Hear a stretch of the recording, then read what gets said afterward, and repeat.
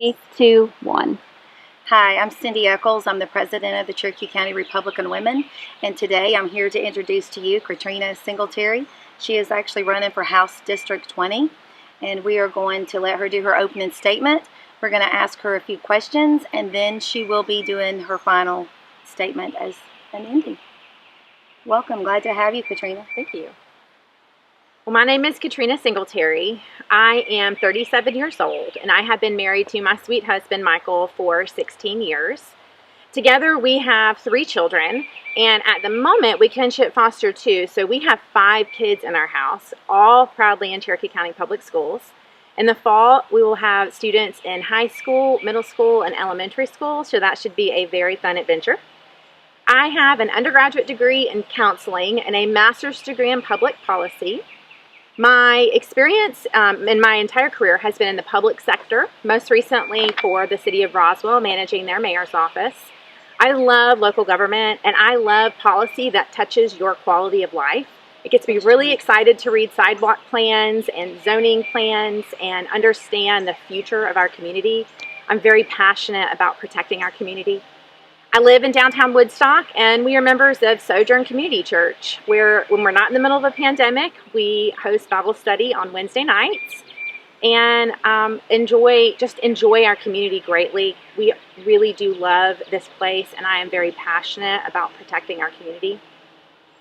I am excited to be in this race, and I am excited to be asking for your vote to be your state representative. I do not view this as I don't view myself as a politician. I view myself as a policymaker. And I think that is exactly what we need to move forward. Someone who understands what it takes to craft quality of life, craft communities, and protection of our local rights. I'm very much pro Second Amendment.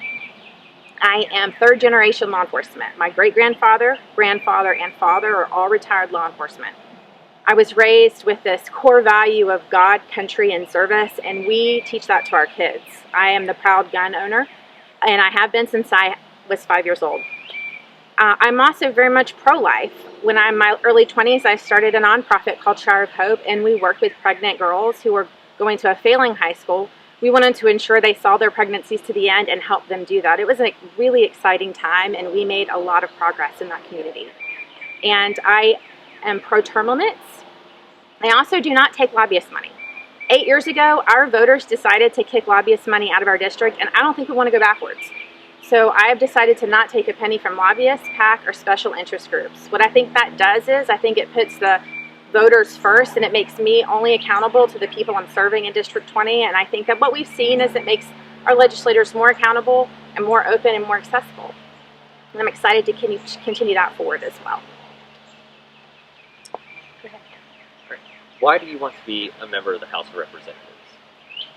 So during my time with the city of Roswell, I really enjoyed serving those citizens and running offices in a transparent and accountable way. But what we found was consistently over and over again, the state was introducing legislation that harmed local communities. And it took away local control. And what I know for sure is that your local government, be it county, municipality, and even local entities that are businesses, they impact your quality of life the most. And state overreach, whether it be incrementally or in large steps, almost always has a negative impact on your quality of life. And it's always in the fine print. So what we need right now, today, is we need someone to go to the state capitol that understands that those incremental, tiny steps to take away your rights and take away your voice, and make certain that we're fighting for those things. And that's exactly what I intend to do. We did that all 5 years at the city of Roswell. We were successful in some cases we weren't. But I feel like right now more than ever, we need people sounding the bells to remind our legislators how important it is that if you see a problem in your local community, you do not have to go to the General Assembly to lobby them against it. You just call your mayor and council or your county commission. I feel like that's the way our system is designed, and that's the way we need to protect it and keep it. What is your agenda if elected, and changes that you would like to make? My priorities are greater levels of transparency. Number one being our state sunshine laws. Working on a local level, I had to personally implement the sunshine laws. I had to record all the votes for public committee meetings. I had to publish agendas. I had to make certain that records of requests were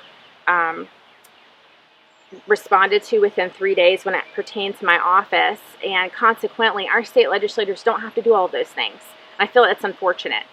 Today, we still hold yay-nay votes in committee.